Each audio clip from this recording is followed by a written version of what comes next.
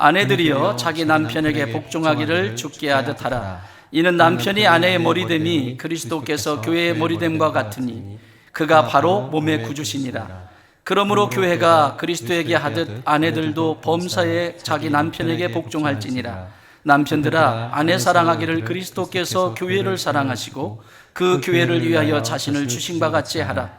이는 곧 물로 씻어 말씀으로 깨끗하게 하사 거룩하게 하시고 자기 앞에 영광스러운 교회로 세우사 티나 주름 잡힌 것이 어려운 것들이 없이 거룩하고 흠이 없게 하려 하시니라. 이와 같이 남편들도 자기 아내 사랑하기를 자기 자신과 같이 할지니 자기 아내를 사랑하는 자는 자기를 사랑하는 것이라. 누구든지 언제나 자기 육체를 미워하지 않고 오직 양육하여 보호하기를 그리스도께서 교회에게 함과 같이 하나니 우리는 그 몸의 지체임이라. 그러므로 사람이 부모를 떠나 그의 아내와 합하여 그 둘이 한 육체가 될지니 이 비밀이 크도다. 나는 그리스도와 교회에 대하여 말하노라.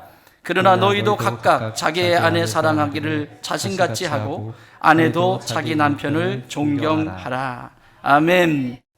우리가 에베소서를 통해서 지금 에베소서 5장 넘어서서 이제 6장도 다음 주에 6장이 들어가는데, 에베소서는 앞에 부분 3장까지는 신앙에 대한 부분, 내가 믿고 따르는 분이 누구냐, 신앙에 대한 부분이고 4장부터 6장까지는 생활에 대한 부분이다. 그렇다면 성도인 내가 어떻게 살아가야 할까?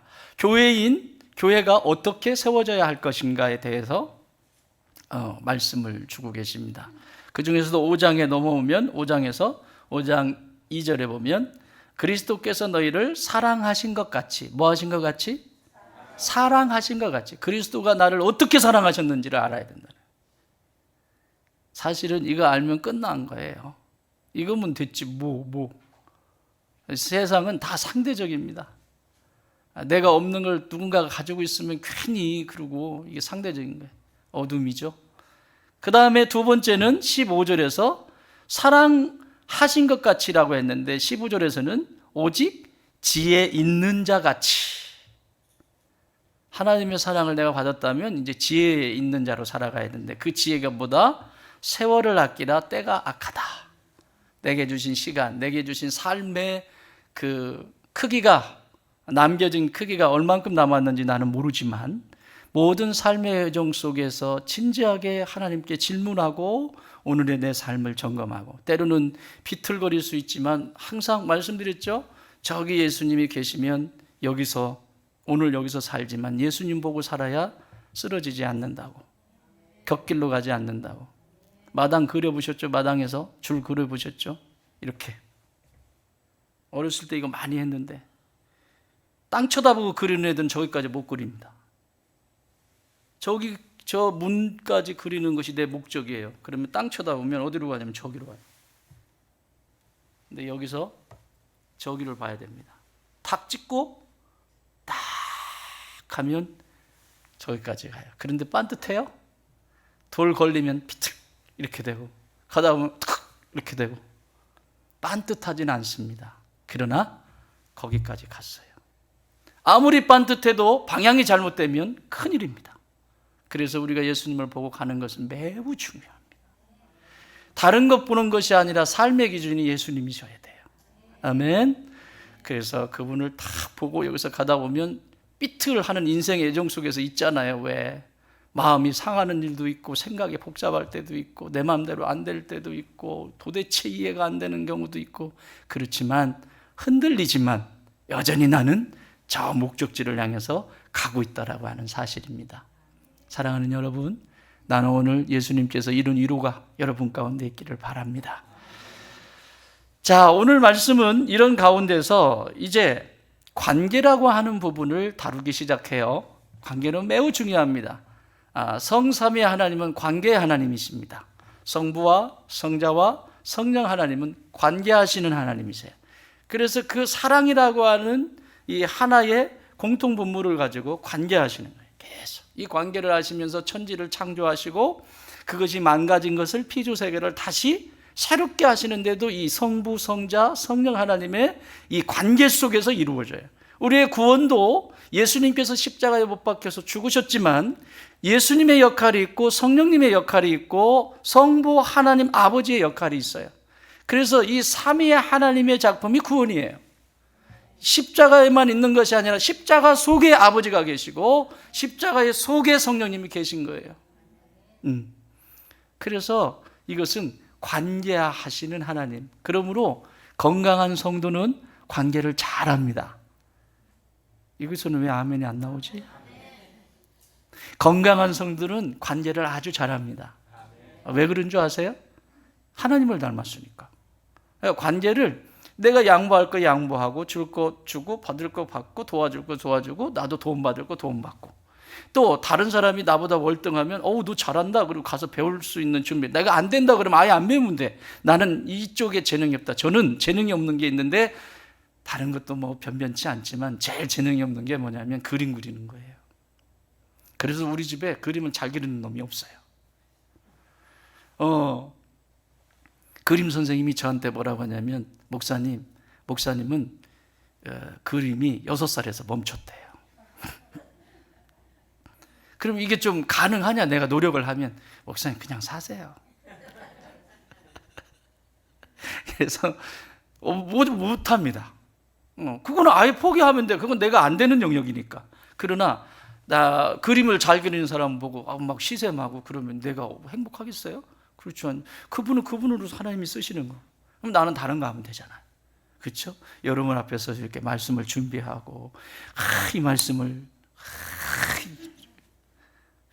그렇죠. 내가 잘하는 거 하면 돼요. 관계 왜 흐트러질까요? 남의 모습을 보면서 질투하고 또 교만하고 겸손하지 않기 때문에 관계가 무너집니다. 여러분 아이들도요, 자기만 위해달라고 하는 애들하고는 안 놀아요. 그렇죠? 그런데 친구들도 잘 관계 좋은 애들을 보면 줄 때 주고 받을 거 받고 함께할 때 함께하고 딱 헤어질 때 헤어지고 딱 이런 거 잘하는 사람, 이런 아이들이 친구가 많습니다. 인지심리학자인 김경일 박사가 인간에게 가장 힘든 것이 뭔지에 대해서 그의 책 마음의 지혜라고 하는, 도서관에도 비치해 놓을게요. 마음의 지혜라고 하는 책이 있는데 그의 책에서 이렇게 말을 합니다. 관계에 대해서. 저를 만나러 오신 분들에게 세상에서 제일 힘든 게 무엇이냐고 물으면 가장 많이 나오는 대답이 인간관계입니다. 특히 사회적 접촉 지수가 높기로 세계에서 제일 가는 대한민국에서는 더욱 힘든 게 인간관계입니다. 여러분, 인간관계 괜찮으세요? 자, 그 정도는 괜찮은지 모르겠는데 그 인간하고 인간관계 괜찮으세요? 정관사 덜을 붙였습니다. 그 인간하고, 여러분 알아서 해석하세요. 그 인간. 그런데 문제는 이 관계가 풍성해지면 해질수록 행복해진다라고 하는 거죠. 하나님은 모든 인생이 행복하기를 원하세요. 그래서 성삼위 하나님은 관계의 하나님이세요.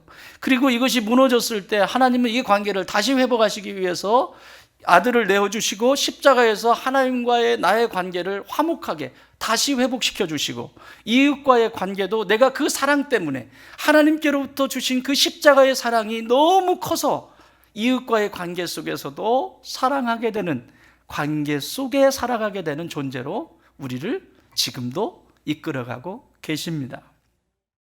여러분, 그럼 질문할게요. 행복하세요?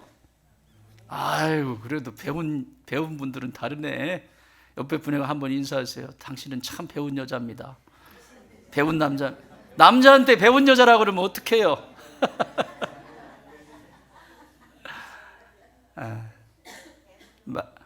말씀이 들어가고 하나님의 질서를 배우는 것만큼 중요한 건 없어요. 하나님이 어떤 사랑을 가지고 계신 그걸 아는 것만큼 지혜로운 건 없어요. 그 사랑을 할 때 가장 배운 사람이고 가장 똑똑한 사람입니다. 여러분 인생에서 가장 잘한 일은 그거예요. 예수님 믿은 거예요. 아멘? 그러면 됐지. 그쵸? 그 인간 사랑할 수 있습니다. 자, 꿀벌이 열심히 꿀을 모으는 것은 왜 모을까요? 꿀을 열심히 놔주려고? 그 꿀 모으는 사람들 주려고? 꿀벌이 열심히 꿀을 모으는 것은 자신의 생존을 위해 하는 행위라고 합니다. 생존, 살아야 되니까. 꿀을 열심히 모으는 이유는 겨울에도 먹고 살아야 되니까 열심히 꿀을 모읍니다. 그런데 인간이 그걸 똑 따다가 먹잖아요. 아주 못됐어요. 아주 그냥 인사도 안 하고 따가더라고. 보니까 얘들아 미안하다, 나도 좀 꿀이 필요해서 말이야 이러고 가져가는데 그냥 확 따가지고 가니까 얘가 또 꿀이 없어가지고 또 열심히 일하잖아요. 여기 나가보세요. 저기 꿀벌들, 허리 휜 꿀벌들 많아요. 여기 지금 돌아다니. 자기 신의 생존을 위해서 행위합니다. 사람의 생존을 위한 것은 무엇일까요? 그러면 꿀벌이 열심히 꿀을 나르는데 자기의 생존을 위해서 꿀을 나른단 말이에요. 그러면 사람, 하나님이 창조하신 사람에게 있어서 생존은 생존을 위해서 무엇을 모아야 할까요? 1번 항복, 2번 흉복, 3번 황복, 4번 행복. 역시 배운 분들이야. 꿀벌이 열심을 다해서 꿀을 모으는 게 생존을 위한 것이라면 인간에겐 열심히 모아야 되는 것이 행복입니다. 그런데 이 행복에 대해서 잘못된 개념을 가지고 있기 때문에 항상 불행하다라고 생각을 합니다. 오늘 에베소서는 이걸 얘기하거든요. 행복을 내 삶 속에서 나쁜 것이 없는 상태, 불편한 것이 없는 상태를 행복이라고 착각을 해요. 그러니까 내 눈에 거슬리는 게 없고 내 마음에 불편한 게 없고 내가 싫어하는 것이 없는 상태를 행복이라고 잘못 정의를 내리고 살아요. 성경은 그렇게 말하고 있지 않습니다. 진짜 행복은 그 내가 싫어하는 것, 나쁜 것도 있지만 분명히 있잖아요. 그런데 그 속에서 좋은 것을 찾아내는 것이 행복이다라고 가르쳐 주세요. 뭐를 찾아낸다? 또 말씀드려요. 쓰레기장 있잖아요. 막 쓰레기장이 있는데 그 쓰레기장에서 그물, 쓰레기니까 쓰레기다, 냄새, 쓰레기 이러고 가는 사람이 있고 그 쓰레기 속에서 금은 보석을 집어내는 사람이 있어요. 내 인생이 아무리 쓰레기 같아도 그 쓰레기 같다라고 하는 모든 사람들이 하는 그렇게 평가를 한다고 해도 그 속에서 가장 귀한 보석을 찾아내는 사람이 있죠. 여러분 그런 분들 아니에요? 여러분 아닌지 모르겠지만 제가 그래요. 제가 나같이 쓰레기라고 시험 들지 말고 나 같은 존재 속에서 제가 그 쓰레기더미에서 찾아낸 건 보석입니다. 그분은 예수 그리스도이십니다. 최고의 보석이셨어요. 제가 우리 친구들한테도 그러고 주변에 저 지인들한테 내가 예수님을 만나지 않았으면 나는 이 세상에 없었을 것이다. 왠지 아세요? 그건 다음에 밥 사주면 얘기해 줄게요. 저는 여기 있지 못해요. 진짜 어딘가에서 떠돌아다니다가 어딘가에서 사라졌을 존재입니다. 그런데 하나님이 그 쓰레기 더미와 같은 그곳에서 예수님을 건지게 하셨어요. 할렐루야. 그런데 어떤 사람은 황금을 잔뜩 갖다 주고 뭐 보석을 막 치렁치렁 갖다 줬는데도 처음에는 와 하죠. 그러다가 점점 왜 이래? 늘 보석을 보니까, 늘 황금을 보니까 마치 그것을 쓰레기로 여기는 사람들이 있어요. 여러분, 행복은 내 삶 속에서 나쁜 게 없는 상태를 말하는 것이 아니라 나쁜 것이 있다 할지라도 그 속에서 좋은 것을 찾아낼 수 있는 상태, 그것을 행복이라고 말하는 거예요. 그 인간 그 속에서 좋은 것을 찾을 수 있으면 여러분은 행복한 사람입니다. 목사님 살아보세요. 내가 왜 살아야 되는데? 자기가 선택해놓고. 꿀벌이 살기 위해서 꿀을 모으듯이 성도는 고난과 시련과 이 아픔 속에서 그것을 버텨내기 위해서, 어떤 때는 고난이 찾아오고 막 세상에 살다 보면 별의별 일 다 있잖아요. 이해되지 않고 어떻게 나한테 이런 일이, 그렇게 고난과 시련 속에서도 버티게 할 수 있는 힘이 행복입니다. 꿀벌이 살기 위해 꿀을 모으듯 성도는 고난과 시련을 버티기 위해서 행복을 모으시는 분들이 되셔야 합니다. 자, 옆에 분에 인사하세요. 오늘부터 행복 모읍시다. 금 모으기 운동이 아니에요. 행복 모으기 운동입니다. 행복 모으기 운동이에요. 찾으셔서 모으셔야 합니다. 그래야 힘들고 어려울 때, 어려움이 찾아왔을 때 견딜 수 있는 힘이 생기는 거예요. 왜 오늘 이 땅에 부부들이 쉬운 선택들을 자꾸 할까요? 왜 사람들이 살다가 쉬운 선택을 해서 자신의 생명을 잃어버릴까요? 내가 그 삶 속에서 없는 것만 찾고 그 속에서 있고 귀한 것들을 찾을 수 없는 행복의 소실, 계속해서 세워나가기 때문에 이런 일이 일어납니다. 성경은 사람을 세 가지 존재로 창조했다라고 가르쳐주고 있습니다. 첫 번째는 의존적인 존재입니다. 의존적인 것은 관계하는 대상이라는 거예요. 관계를 빼면 사람이 아니다. 여러분, 지금 동물들도 관계를 하잖아요. 그렇죠? 그런데 두 번째 단계가 있습니다. 사람을 창조하실 때, 피조물로 세우실 때 두 번째 어떤 존재로 부르셨냐면 책임적 존재로 부르셨습니다. 책임적 존재라고 하는 것은, 동물이 책임지는 거 봤어요? 새끼 크면. 사람은 새끼가 커도, 권사님 이번 주에 또 가셔야 되잖아요. 다 컸잖아요. 동물에게는 책임적 존재가 아닙니다. 하나님이 사람에게 책임적 존재로 부르셔서 끝까지 그것을 견뎌내고 이기게 하고, 그래서 마지막 어떤 존재로 부르셨냐면 창조적 존재로 부르셨습니다. 뭔가 새로운 것들을 만드는, 이게 비밀이에요. 이 놀라운 비밀이 사람 안에 있어요. 그래서 오늘 성경은 아내에게 대해서, 아내와 남편 부부 이야기를 하시면서 사실은 교회 이야기예요. 교회가 어떻게 세워지고 건강한지에 대해서 첫 번째 관계를, 부부 관계를 다루고 있어요. 왜 그렇죠? 부부는 모든 가족의 시작이기 때문에. 요즘 이상한 짓들을 많이 하는데, 남자가 여자가 여자로 사는 것을 부부라고 인정해 주세요 막 이러는데, 그건 부부가 아닙니다. 우리가 지금부터 말하는 것은 세상의 풍습을 이야기하는 것이 아니라 성경적인 가치, 하나님이 디자인하신 가정의 모습, 부부의 모습을 말씀드리는 것입니다. 하나님이 가르쳐 주시는 이 말씀은, 이 부부 관계를 통해서 사도 바울은 교회에 대한 부분으로 확장을 하는데, 이 부부 이야기를 하면서 바울 사도는 어쩌면 에덴 동산에서 아담과 하와를 먼저 기억했을 것입니다. 하나님이 창조하신 두 사람을 부부되게 하시고 친히 주례하시고, 그래서 살아가게 하셨습니다. 그러나 그들에게 죄가 들어오죠. 어떻게 되죠? 탓하기 시작하잖아요. 너 때문이라고. 아담은 책임을 져야 하는데 책임을 지지 않습니다. 제가 먹으라고 그래서 먹었어요. 나는 먹고 싶지 않았는데. 하와는 그 속에서 자기가 떠먹고 남편 탓을 합니다.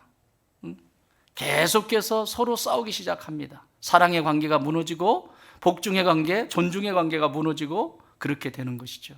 그래서 교회가 교회다워지려면 부부가 건강해야 된다라고 오늘 관계의 첫 번째 모습을 다루고 있습니다. 그러면 아내의 모습부터 한번 보도록 하겠습니다. 22절 시작. 아내들이여 자기 남편에게 복종하기를 주께 하듯 하라. 아내들이여 자기 남편에게 뭐 하기를? 주께 하듯 하라. 복종하기를. 심지어 골로새서 3장 18절에서는 이렇게 말씀합니다. 아내들아 남편들에게 복종하라.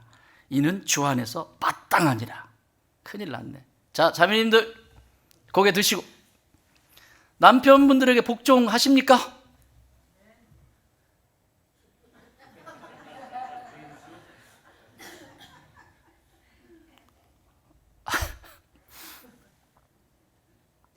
할 말이 없네. 복종이라고 하는 단어를 들으면 편하십니까? 이게 교회의 질서도 똑같이 이어집니다. 복종이라고 하는 단어를 들으면 듣기에 편하십니까? 편하시지 않다면 오늘 이 설교를 꼭 들으셔야 돼요. 그런데 복종이라, 내가 남편한테 복종, 아내들이여 남편에게 복종하라 라고 하는 그것이 편하시다면 그분은 지금 남편으로부터 엄청난 사랑을 지금 받고 있는 거예요. 그러니까 그게 가능한 거야. 남편들에게 얘기하잖아요. 남편들아 아내 사랑하기를, 그건 나중에 또 설명할 건데, 그리스도께서 교회를 사랑하시는 것처럼 해라. 그러니까 지금 복종이라고 하는 단어를 들으면서 어떤 분들은 난 남편에게 복종 잘하는데, 순종 잘하는데, 이런 분들은 신랑으로부터, 남편으로부터 막 있는 사랑 없는 사랑 그냥 다 갖다가 쏟아붓고 있는 거예요 지금. 그러니까 흐뭇해. 근데 그렇지 않기 때문에 복종? 내가 왜? 이런 시그널이 움직이는 거예요. 자, 그러면 바꿔서 말씀드려 볼까요? 바꾼 게 아니지. 여러분, 남편이 매월 100억씩 월급을 갖다 줘요. 복종하실래요? 안 하실래요?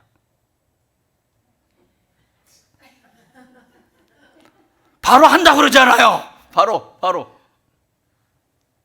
이게 이런 거예요, 지금. 이게 성경적인 가치에서 지금 많이 벗어나 있다는 얘기예요.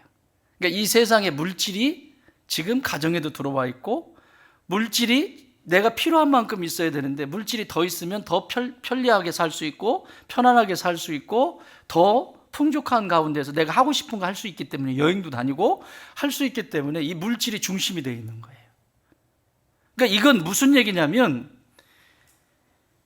에덴 동산에서도 하나님이 아담을 창조하실 때 이렇게 창조하셨어요. 이 창세기 2장 23절에 보면 아담에게 이르되 이는 내 뼈 중에, 아담이 이르되 이는 내 뼈 중에 뼈요 살 중에 살이라. 이것은 남자에게서 취하였은즉 여자라 부르리라. 그러니까 남자가 먼저예요, 여자가 먼저 태어났어요? 남자를 원래는 남자가 아니고 그냥 사람이에요. 사람인데 이 사람의 갈빗대를 취해서 여자를 만드셨어요. 그러니까 이 얘기는 뭐냐면 다른 얘기가 아니라 하나다라고 하는 거예요. 하나. 그래서 여기 히포타스라고 하는 복종의 단어도 그런 뜻이에요. 그리스말 히포타스는 무슨 뜻이냐면, 잘 들으세요. 첫 번째, 종속되다라고 하는 뜻입니다. 종속. 이건 뭐냐면 쉬운 말로 말씀을 드리면 원팀. 너와 나는 원팀이야. 하나야, 하나. 라고 하는 이 개념이 확실히 들어와 있어야 되고 삶이 그렇게 살아가야 돼요. 그런데 오늘 이 시대는 힘드니까 애들 크기만 해봐. 애들 대학교만 들어가 봐. 애들 결혼만 해봐. 이런 생각을 늘 하고 사는 거죠. 그러니까 히포타스가 안 되고 있는 거죠. 그래서 복종이라고 하는 것이 내겐 너무 힘든 거예요. 말씀드렸죠? 100억을 월급을 갖다 주고 남편이 나만 위해주고 사랑해주고 뭔가 부족함이 없게 해주는데 거기에 복종 안 할 자매님들이 누가 계세요? 신랑이 재승의 설교왕 아닌데 개떡 같아서 그렇지. 그렇지? 여러분이 보시는 입장에서 남들이 볼 때는 야 자기 신랑 괜찮다 그러는데 내가 볼 때는 아 이건 찰떡이 아니고 개떡이야. 그래서 불만이 쏟아지기 시작하는 거예요. 종속되다라고 하는 뜻이고 영어는 서브젝트예요. 두 번째 뜻은 종속될 뿐만 아니라 그 다음엔 따라간다라고 하는 의미를 가지고 있어요. 따라간다. 그러면 남편분들, 우리 형제님들 지금 좋아하지 마세요. 이 뒤로 가면 이제 여러분 심각해져요. 자매님들 보고 복종하라니까 막 우쭐대면서 막 그렇지 당연히 그러지. 역시 우리 목사님, 역시 요즘 여자들이 왜 이렇게 기가 센지 모르겠어. 역시 우리 목사님. 걱정하지 마요. 형제님들은 더 힘들어. 자매님들이 얼마나 쉬운지를 형제님들 보면 이제 나타날 거예요. 내가 남편과 하나라고 하는 주님이 갈라놓기 전까지 언제나 이 동반자와 함께 더불어 살아가는, 계속해서 살아가는 존재로, 종속되어 있는 존재로 그 기쁨을 그 안에서 누리고, 그리고 뭔가 의견이 결정이 되면 뭔가 의견을 결정할 때에도 존중하고 듣고, 또 아이들을 훈계할 때도 아빠가 아이들을 불러가지고 훈계하는데 아내가 옆에서 착 쳐다보다가 니나 잘하세요. 아이고 참, 이게 종속에서 지금 떠나 있는 거예요. 이게 히포타수라고 하는 복종이라고 하는 단어에서 이 뜻에서 완전히 벗어난 거예요. 그러니까 그렇게 훈계를 할 때 훈계를 해요. 그런데 보니까 지혜롭지가 못한 것 같아 남편이.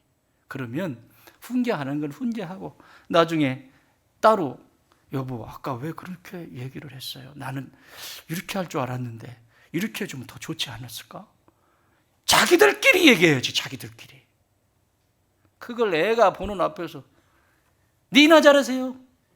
또 아내가 또 아이를 막 훈계를 해야 막 뭐 훈계하는데 아이고 똑같아. 아유 똑같아. 이건 종속의 개념이 아닙니다. 양육하고 훈계하는 것도 하나여야 합니다. 아멘. 양육하고 훈계하는 것도 종속의 개념이 돼서 하나가 되어야 돼요. 한 방향으로 안내해 드려야 돼요. 우리 아이들이 얼마나 헷갈리는지 몰라요. 그러니까 이 종속의 개념이 안 되고, 그리고 안 되니까 남편을 따라가지 않잖아요. 따라가지 않으니까 어떤 일이 일어나냐면 애들한테 관심을 가져. 애들한테. 내 배우자에게, 평생을 살아갈 내 배우자에게 관심을 가져야 되는데 이 아이들한테 관심을 갖기 시작하는 거예요. 그러니까 아이들한테 관심을 가지니까 아이들이 뭐라고 하냐면 제발 좀 떠나주세요. 나 관계 좀 하죠. 제발 나한테 신경 좀 끄세요. 아이, 아빠 여자친구하고 노세요. 엄마 남자친구하고 노세요. 되나 그게? 그래서 힘들어요. 애들은 애들대로 힘들고 어렵습니다.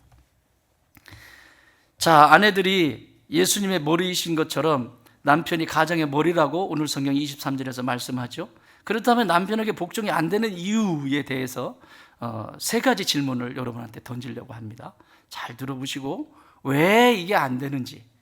첫 번째, 나는 예수님께 복종하고 있는가? 생각하면 안 되고요. 이건 0.0000000001초 안에 딱 대답해야 돼요. 여러분 예수님께 복종하고 있습니까? 남편에게 복종이 안 되는 이유는 예수님께 복종을 하고 있지 않기 때문에 그래요. 내 생각이 너무 많아요. 내 이유가 너무 많아서 예수님보다도 상황이 뭔가 문제가 생기면 그곳에 내가 온 마음을 뺏기지 온 마음이 예수님께로 가지 않아요. 그래서 놓치죠. 내 생각을 사로잡아 예수 그리스도에게 복종하게 하니, 고린도후서 10장 5절에 말씀하죠. 모든 것이 높아져 있는, 내가 아는 하나님을 아는 것을 대적하고 높아진 것을 다 무너뜨리고 모든 생각을 사로잡아 그리스도에게 복종하게 하니, 이게 안 되고 있다는 얘기예요. 예수님께 복종이 안 되기 때문에 남편에게도 복종할 수가 없어요. 예수님께 복종하라고 하는 것은 뭐예요? 똑같은 얘기예요. 예수님께 종속되어져 살아라. 예수님이 말씀하신 것을 그대로 말씀을 순종함으로 따라 살아가라. 그것이 복종이란다. 그런데 예수님한테도 그게 안 돼요. 우리 교회에 권사님이 계신데, 권사님이 한 200명 계시죠? 한 200명 계시죠 지금? 권사님 중에 한 분이 이런 말씀을 하세요. 이분은 진짜 그 말씀을 따라서 순종하려고, 예수님께 복종하려고 날마다 자신을 쳐서 복종하는 분이에요. 이제 조금 있으면 여름 휴가가 됩니다. 휴가가 되잖아요. 남편이 예수 믿지 않습니다. 교회를 어떻게든 데리고 오고 싶은데 교회를 안 갑니다. 믿지 않습니다. 그런데 이 남편의 입에서 지난주 있었더니 이번 주에 있었던 게 따끈따끈한 거예요. 아주 그냥. 이번 주 그 남편이 뭐라고 얘기를 하냐면, 여보, 우리 여름 휴가 가야지. 그런데 교회 성경학교가 언제야? 이거 뭐죠? 이거 뭐예요? 교회 성경학교가 언제야? 믿지 않는 남편의 입에서 교회 학교 성경학교가 언제야라고 물은 것은 그 성경학교를 피해서 가족 휴가를 가자라고 남편이 먼저 아내에게 이야기하는 거예요. 무슨 일이 있었을까요? 도대체 이 가정에는 지금까지 무슨 일이 있었길래 남편은 여전히 교회에 나오시지 않지만 성경학교를 챙길 정도로 교회에 관심을 그렇게 갖고 있을까요? 아내가 이쁜 거예요. 왜요? 그 아내가 하나님의 말씀 앞에 복종해 들어가고 예수 그리스도가 머리 대신 삶을 살아가니까 남편에게도 그것이 흘러가는 거예요. 흘러가는 거예요. 보이지 않게 흘러가는 거예요. 그런데 반대도 있죠. 교회는 아주 그냥 뻐절되게 다닌다, 막 왔다 갔다 하는데 왜 꼭 남편이 들어왔는데 집이 엉망이야. 막 완전히 설거지 때문에 이렇게 막 발에 걸린 막 이 정도 되는데 전화를 하는 거예요. 남편이 씩씩거리면서 전화를 해. 어디 있어? 그때 사실은 지 호프집에 있었거든. 어디야 지금? 그러니까 호프집 하면 혼날 것 같으니까 나 교회야. 어디야? 나 교회라니까. 왜 교회에 있는 거예요 도대체? 교회에 있지 않으면서 왜 교회라고 해? 그러니 그리스도 앞에 복종이 안 되니까 그 남편이 돌아오겠습니까? 못 돌아옵니다. 이거는 이 질문에 답하셔야 돼요. 나는 예수님께 복종하고 있는가? 형제님들도 마찬가지입니다. 두 번째 질문입니다. 나는 교역자의 말에 복종하고 있는가? 여러분, 이 교회에 질서를 세우고 교역자들을 세웠습니다. 여러분 복종하세요? 불편하세요? 그거는 예수님께 이미 복종하고 있지 않는 것이고요, 그 질서를 따르지 않는 거예요. 자, 히브리서 13장 17절. 너희를 인도하는 자들에게 순종하고 복종하라. 그들은 너희 영혼을 위하여 경성하기를 자신들이 청산할 것 같이 하느니라. 내가 빚진 것처럼 기도한다는 얘기예요. 그들로 하여금 즐거움으로 이것을 하게 하고 근심으로 하게 하지 말라. 그렇지 않으면 너희에게 유익이 없느니라. 여러분, 두 번째는 여러분을 섬기는 교육자들의 말에 복종하셔야 합니다. 잘하십니까? 잘하고 계시는 것 같아요. 세 번째, 나는 성도 간에 서로 복종하고 있는가? 내 생각과 그 사람의 생각이 다를 수 있지요. 얼마든지 다를 수 있어요. 생각은 유전자가 다르다니까. 유전자가 부부로 살아가지만 부부가 유전자가 달라요. 이게 참 기적이라니까요. 부부 사이에서 자녀가 태어나면 우리의 유전자를 닮으니까 그래도 좀 비슷한데 남편과 아내는 유전자가 완전히 유전학적으로 완전히 다르잖아요. 그렇죠? 이 두 사람이 만났으니 얼마나 힘들겠어요. 여러분, 성도가 성도로 만나요. 얼마나 쉽지 않아요. 쉽지 않아요. 권사님 세 분도 만만하지 않을걸요? 잘못 입문하시는지 내가 여기 가지고 있을 때 다시 한번 고민하시고 결정을 하세요. 이게 완전히 유전자들이 다 달라요. 유전학적으로 보면. 그러니 살아온 방식이 전부 다르지. 생각이 다를 수 있어요. 그런데 생각을 틀렸다라고 말하면 말하겠다는 거예요? 안 하겠다는 거예요? 이 문제를 풀어보겠다는 거예요? 안 풀어보겠다는 거예요? 나만 알아달라는 거죠. 나만 복종 안 하겠다는 거죠. 성도와 성도 사이도 복종을 하셔야 돼요. 우리가 서로 의논을 해서 의견이 합일이 됐어요. 네? 그럼 이렇게 합시다라고 일이라고 하는 것을 하기로 했어요. 그러면 결정이 다 됐으면 무조건 모든 사람들은 일이라고 하는 것이 어떻게 될 수 있도록 서로 돕는 자의 역할을 해야지. 결정할 때는 뒤에서 할까 말까 기권 뭐 할까 말까 이러다가 이거 결정되면 나는 원래 저거 안 좋아해. 나 일 별로 안 좋아해. 나는 내가 왜 거기가 그거 신경 써야 되는데. 이런 거지 같은 생각을 하는 거예요. 이건 거지야, 거지. 일이라고 하는 것을 만인이 같이 결정을 했으면 어떻게 해서든지 이것이 더 좋아질 수 있도록 이것이 더 건강해질 수 있도록 여기에 힘을 다 모아야 됩니다. 그래야 하나님이 기뻐하시는 거예요. 오늘 우리 아내들밖에 못하겠네. 다음 주에 남편들 합시다. 성찬도 해야 되고 시험도 봐야 되고. 일부는 다 어떻게든지 해봤는데 일부도 너무 길어가지고 이게 될까 그랬는데 역시 안 되네요. 자, 어쨌든 이해가 되십니까? 네. 성도와 성도 사이에도, 성도 간에도 복종하는 법을 배우셔야 합니다. 모든 성도들이 1번으로 결정했으면 그 1번을 잘 되어지게 하는 통로로 내가 어떻게 쓰임받을까? 어떻게 나를 이곳에 드릴까? 이 일에 어떻게 나를 드릴까? 이것이 복종이라고 하는 단어입니다. 이렇게 되어질 때 하나님은 내가 하는 모든 것들을 통해서 무슨 일을 하든지 생명을 살리는 거룩한 통로가 되기 시작합니다. 사랑하는 여러분, 이 얘기만 하고 마칩시다. 예수님이 인간으로 오셨잖아요. 예수님이 만약에 하나님 아버지께 속하지 않으니까 따르지도 않겠죠. 따르지도 않고 십자가 앞에서 나 앉을래, 난 십자가 포기하셨다면 어떻게 됐을까요? 복종하시지 않으셨다면 저와 여러분이 어떻게 됐을까요? 개판이랍니다.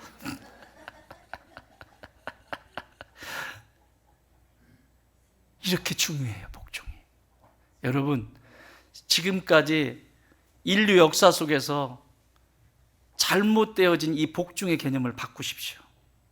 그리스도 안에서 내가 어떻게 복종해야 되는지. 이 복종이라고 하는 단어가 마귀가, 사탄이 막 뿌려놔서 여성과 남성을 차별화시키고, 문화 속에서 우리나라만 하면 조선시대 보세요. 여성들이 신라시대는 그래도 좀 괜찮았거든. 여왕도 나오고. 조선시대 유교가 들어오니까 여성은 완전히 비하적인 존재예요. 그러니 여성들이 한이 맺히지요. 그것을 뚫었던 것이 기독교가 들어와서 이걸 무너뜨렸어요.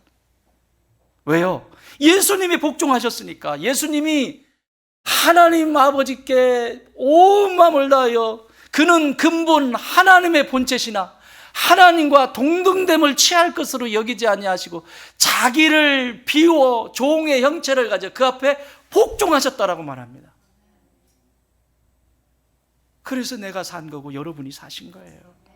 사랑하는 여러분, 특별히 우리 아내 여러분 안에는 모태가 2개가 있습니다. 하나는 아이를 품는 생명의 모태가 있고, 또 하나는 영혼을 품는 모태가 있습니다. 지금 그 인간, 복종하고 싶지 않은 그 인간 살려내십시오.